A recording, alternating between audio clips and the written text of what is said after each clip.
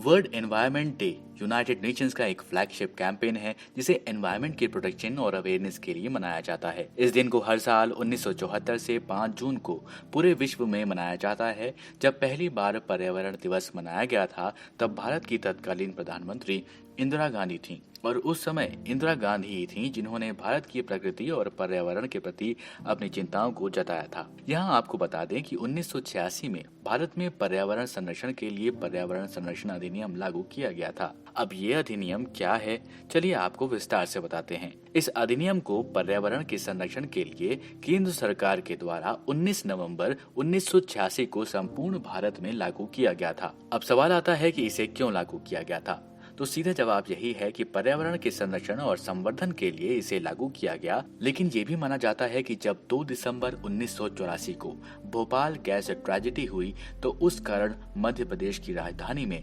हजारों लोगों को अपनी जान गंवानी पड़ी थी। तो सरकारों का ध्यान पर्यावरण के संरक्षण पर गया और ये कह सकते हैं कि उसी के चलते पर्यावरण संरक्षण अधिनियम को पूरे देश में लागू किया गया। इसके अलावा विश्व पर्यावरण दिवस मनाने की शुरुआत स्वीडन की राजधानी स्टॉकहोम में हुई। यहाँ 1972 में पहली बार पर्यावरण सम्मेलन आयोजित किया गया था जिसमें लगभग 119 देशों ने भाग लिया था। 1972 में संयुक्त राष्ट्र में 5 से 16 जून तक इस मानव पर्यावरण पर शुरू हुए सम्मेलन, जिसमें कि संयुक्त राष्ट्र आम सभा और संयुक्त राष्ट्र पर्यावरण कार्यक्रम के द्वारा कुछ अभियानों को चलाने के लिए विश्व पर्यावरण दिवस की स्थापना की गई थी। और इसी के बाद भारत में भी इस पर चर्चा हुई और भारत में 19 नवंबर 1986 को एनवायरमेंट प्रोटेक्शन एक्ट 1986 को पूरे देश में लागू कर दिया गया। यहाँ आपको बता दें कि एनवायरनमेंट प्रोटेक्शन एक्ट 1986 को कॉन्स्टिट्यूशन के आर्टिकल 253 के तहत पूरे देश में लागू किया गया है। अब सवाल है कि आर्टिकल 253 क्या है। आर्टिकल 253 में कहा गया है, यदि किसी देश के साथ हमारा देश कोई करार या संधि करता है तो उनके नियमों के पालन करने के लिए केंद्र सरकार बिना किसी राज्य की अनुमति के संपूर्ण भारत या फिर भारत के किसी एक भाग के लिए वो कानून बना सकती है। यदि हम पर्यावरण संरक्षण अधिनियम 1986 की बात करें तो इसमें 4 अध्याय और 26 धाराएं हैं। पहले अध्याय में 2 धाराएं आती हैं।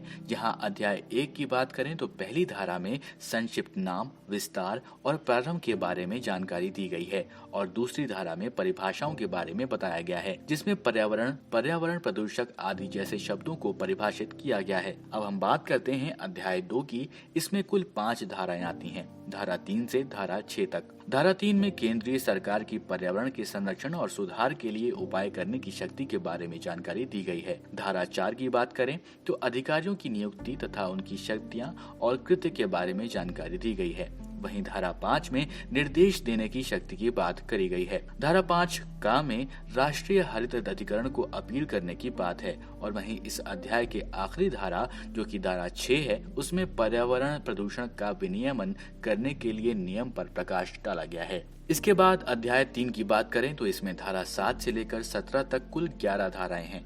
अध्याय 3 में पर्यावरण प्रदूषण का निवारण, नियंत्रण और उपशमन की बात करी गई है। चलिए अध्याय 3 की धाराओं पर एक नजर डालते हैं। धारा 7, उद्योग चलाने, संक्रिय आदि करने वाले व्यक्तियों द्वारा मानकों से अधिक पर्यावरण प्रदूषकों का उत्सर्जन या फिर निस्सारण न होने देना। धारा 8 में कहा गया है, परिसंकटमय पदार्थों को हटाने वाले व्यक्तियों द्वारा प्रक्रिया संबंधी रक्षोपायों का पालन किया जाना।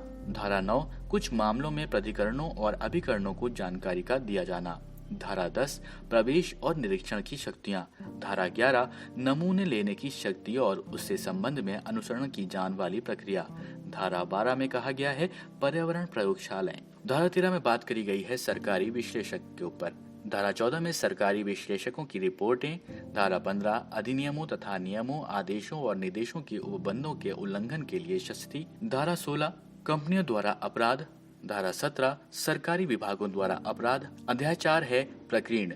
धारा 18 से 26 आते हैं अध्याय 4 में। धारा 18 की बात करें तो इसमें श्रद्धा पूर्वक की गई कार्रवाई के लिए संरक्षण की बात करी गई है। धारा 19, प्रावधानों का संज्ञान। धारा 20, जानकारी, रिपोर्टें या विवरणियां। धारा 21, धारा 3 के अधीन गठित प्राधिकरण के सदस्यों, अधिकारियों और कर्मचारियों का लोक सेवक होना। धारा 22, अधिकारिता का वर्जन। धारा 23, प्रत्योजन करने की शक्ति। धारा 24, अन्य विधियों का प्रभाव। धारा 25 नियम बनाने की शक्ति, धारा 26 इस अधिनियम के अधीन बनाए गए नियमों का संसद के समक्ष रखा जाना। आशा करते हैं आपको एनवायरमेंट प्रोटेक्शन एक्ट 1986 यानी कि पर्यावरण संरक्षण अधिनियम के बारे में पूरी जानकारी मिल गई होगी। अब इस वीडियो में एक सवाल आपके लिए, आपको मुझे बताना है कि पर्यावरण संरक्षण अधिनियम में कितने अध्याय हैं और कितनी धाराएं हैं। आप अपने जवाब हमें कमेंट करके जरूर बताइए। अगर आप किसी और एक्ट के बारे में जानना चाहते हैं तो उसको भी लिखकर हमें बताइए। हम आपके लिए लेकर आएंगे उस एक्ट से रिलेटेड वीडियो। और आपने अभी तक हमारे चैनल को सब्सक्राइब नहीं किया है तो जरूर सब्सक्राइब करें और देखते रहें जागरणजोश.com।